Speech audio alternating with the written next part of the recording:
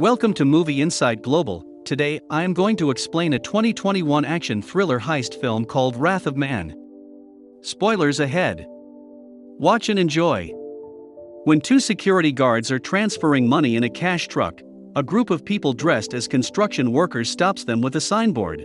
As soon as they stop, the workers take out weapons and explosives to rob it and kill the two guards along with a civilian. After that ghastly incident, Fortico Security tries to increase their security. 5 months later, when a new recruit Patrick Hill joins them as a security guard, his new boss Terry lets him know about the tragedy and that no one got caught for that crime. He warns Patrick to stay focused on the job. Patrick undergoes the basic training and tests under trainer Hayden, whom they call Bullet. Patrick barely passes the 70% score he needs to achieve in the security tests. He rams the truck into boxes while reversing and scatters the bullets to all parts of the target while shooting a gun. Bullet introduces Patrick as H to his colleagues in the locker room. One of them is Boy Sweat Dave, who doesn't get Patrick's humor in their first exchange. But H impresses Dana, their lone female member. All the staff, including Sticky John, whom H replaces to become Boy Sweat's partner, treat H as a rookie, throwing sarcastic remarks and gestures. Bullet joins H and Boy Sweat for H's initial collection rides. He warns H before getting into the truck. "We ain't the predators, we're the prey." On the drive, Boy Sweat tells H that he was supposed to drive the armed truck that went into trouble 5 months back, but he was sick. He was at his mom's place, and she was his alibi, says Bullet from behind. H accompanies Bullet when they go out to collect money from a bank, and it goes down without a hitch. They reach back to their depot safe on the first day through the heavy security gate and metal entrance guarded by Sticky John. At the end of the day's work, the guards swipe out their IDs and place them on a board before going for some beer and pool games. Bullet invites H to join them. H asks Bullet to give him a minute and secretly looks at the IDs of his new colleagues. At the pool game, other guards insinuate Sticky John to confront H, and H puts him down savagely, giving him money to buy himself a beer and drink it alone in a corner. Sticky John decides not to prolong the humiliation by leaving quietly. Bullet sarcastically calls H a social magician for his rudeness. On one of their collection rides, Bullet goes out alone to collect a small amount of 10 grand. When Boy Sweat tries to contact him, they hear Bullet being taken by some robbers. Boy Sweat loses it and suggests to H that they should leave with the 2.5 million in the truck. The robbers will leave Bullet as 10 grand is too little money to kill him, but H firmly tells him that they are only leaving the place with Bullet and he can leave if he wishes. Boy Sweat decides to stay as they follow the robbers' orders to drive and pull up the truck at a deserted place. One of the masked robbers steps out from a vehicle in front of them and pulls out Bullet, bruised and handcuffed. He puts a gun to Bullet's head while the robber on the transceiver tells them to throw the money in their trunk. Boy Sweat tells H the robbers will kill 3 of them and run with the money, but H tells him to shut up and goes in the back. He throws the money bags one by one in but deliberately misthrows one out onto the floor. The robber warns H against playing any games and Boy Sweat starts sweating, asking H to just follow their orders. When a robber steps out to pick up the bag on the floor, H jumps into action, shooting him and the robber holding Bullet, as well as the others, leaving just the one who talked to them. H leisurely chases him into an abandoned warehouse, leaving Boy Sweat and Bullet perspiring in awe. It doesn't take long for H to catch up and ask the robber who he works for. He chooses to insult him instead of answering, and then H shoots the man. Boy Sweat and Bullet arrive, and H asks Boy Sweat if he's alright. As they both stay in shock, H unmasks the faces of other dead robbers, but doesn't find what he is looking for. 2 FBI officers come in to inquire about the incident. They ask H how his shooting during the incident was so precise, while his shooting score was pretty average on the test.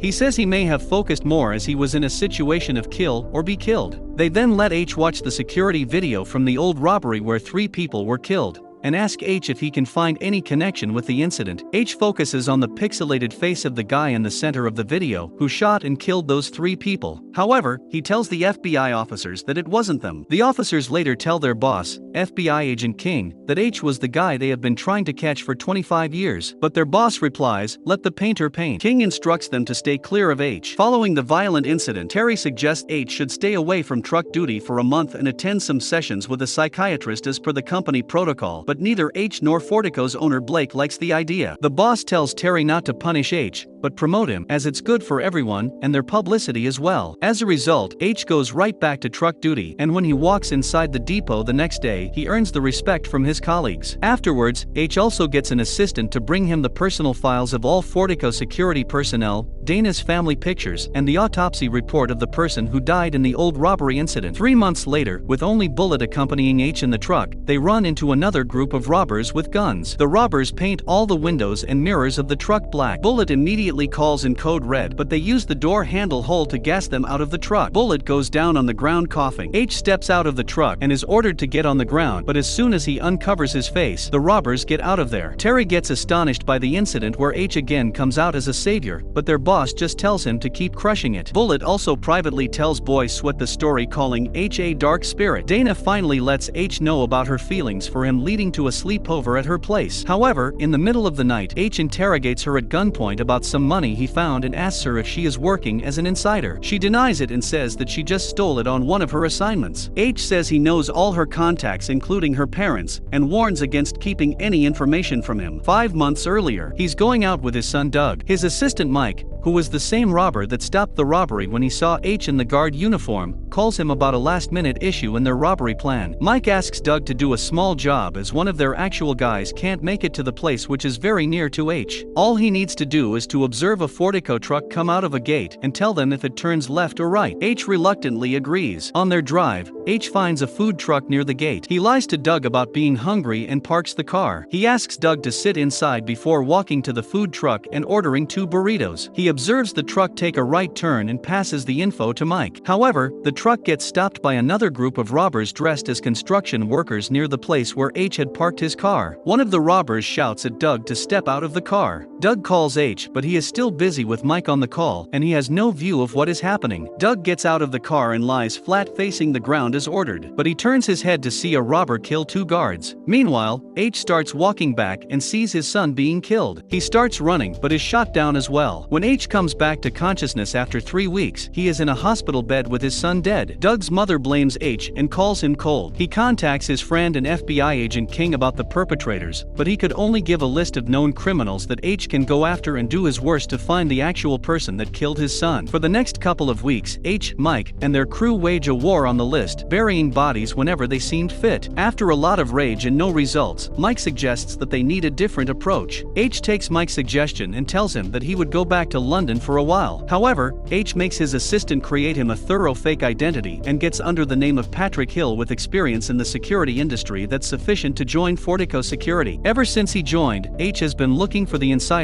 and for the actual robber that shot his son. A few more months ago, 6 resentful military veterans with different financial difficulties regroup under their former sergeant, Jackson, and decide to rob wealthy Middle Eastern people after one of them, Jan, calls for it. Starting with a few $100,000, as time goes by, their ambitions grow as well. While everyone still respects their sergeant, Jan shows none of it. Getting irritated by the number of middlemen they need to pay to turn their robbed items into cash, they decide to directly rob the cash trucks by paying just one insider and splitting the money 7 ways. As their robberies go into millions, Jackson asks them to be careful to not quit their jobs and buy anything flashy to make anyone suspect them. But Jan barely listens to any of what Jackson or anyone says. When they get together for Jackson's birthday, they decide to plan and rob the Fortico's truck with a good insider buddy of Jackson. After rigorous preparation and planning, they dress like construction workers and sit on the site when H parks his car on the roadside. That shouldn't be a problem, Jackson says, and assigns a member to take care of the car. They stop the cash truck and get the guards out. Jen keeps a gun on the guards while one of them pulls Doug from the car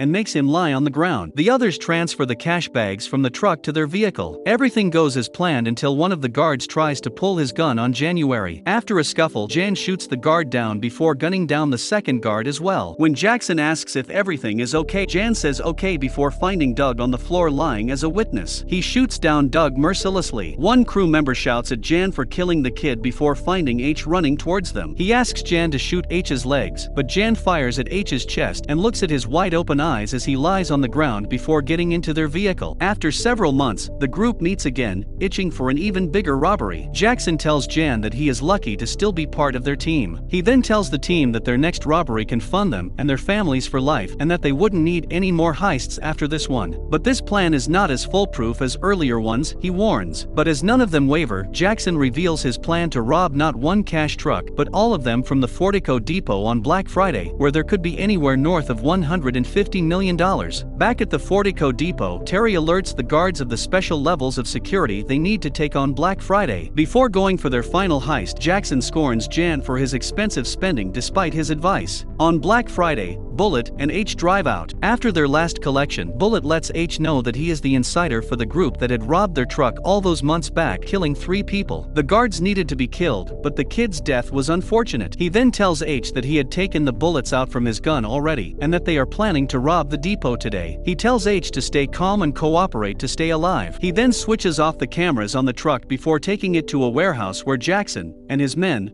all geared up in bulletproof armor, join them. One of them searches H and slaps him, warning him to be a good boy during the heist. Jan and 3 others come inside the cash truck, while Jackson and 1 other follow them in their own vehicle. Their truck is the last one to arrive at the depot. The 4 armed men come out of the truck, take control of the parking place, and take Terry, Boy Sweat, H, and even Bullet as hostages. Dana goes inside a cash truck to take a signature from another guard steward, who calls her inside the truck to show a funny video. The robbers tie H's hands and legs while carrying Bullet along with a gun to his head, asking the inside staff to open the metal door of the vault. But Sticky John hits the warning siren as soon as he sees them, and the staff fire at the robbers. One of the 4 robbers places an explosive at the metal door before joining others to return the fire and kill many of the guards that come at them. The ballistic plates in their armor save the robbers from most of the fire, but one of them gets severely injured before they breach the metal gate and open the outer gate for Jackson and their other guy to come in with their vehicle. Jackson takes control of the depot and asks his crew to sweep the building while the police arrive outside and alert the SWAT. They start shifting the cash into bags while counting down the 8 minutes that the SWAT team takes to arrive. They need to leave before SWAT arrives, as their vehicle can stop a cash truck, unlike the police cars, which can be punched through. The robbers neutralize all the guards besides Dana, Stewart, and Shirley, who are at the back of a cash truck. While Stewart says they should wait for the SWAT team, Shirley says it would be too late and starts shooting at one of the robbers. H takes advantage of the shooting as it distracts the robber standing by his side. He shoots the robber's foot with his own gun before choking him out. He then frees himself with a knife and also unties Terry and Boy Sweat, who asks him for advice on what to do. Do whatever you like, he tells them before putting on the armor from the dead robber. Boy Sweat tries to follow H to face the robbers, but Terry drags him back to go back to safety through the back door with him. Shirley gets shot down, but Dana and Stewart collect guns and try to fire at the robbers. H approaches another robber, makes him take off his helmet, and shoots him. The others take notice of that right away. Boy Sweat gets a body shot into his bulletproof vest by a robber, whom H catches. A scuffle and exchange of blows ensue for a while before H takes a shot at him, but only with an empty gun. However, the knife on that robber's armor helps him put that robber down as well. Boy Sweat looks at H's bloody head in terror as H removes his helmet. However, he decides to fight and follows H this time. As Jackson calls his remaining men to move out with the cash, Bullet reaches Dana and Stewart, asking them for a gun. Stewart passes it to him, after which Bullet mercilessly shoots down both Stewart and Dana without a flinch. H shoots down 2 more robbers before Bullet shoots down H. Bullet then calls out Boy Sweat like a buddy and shoots him down as well. Jackson, Jan, and Bullet, the only survivors of their crew, leave the depot with cash in a cash truck punching through the police vehicles. Jackson starts to bleed heavily with an injured neck before they reach a building's garage as planned, escaping the police. Bullet and Jan shift the money bags onto a carrier for the elevator, while injured Jackson stays behind in the truck, making his gun ready for Jan, but he catches him in the act and slits his throat without a noise. He tells Bullet that Jackson died of injuries as they go down to a secret tunnel and ride on 2 4-wheel bikes to reach a car parked at the other end. Wary of Jan, Bullet tries to do the same that his pal Jackson failed to do,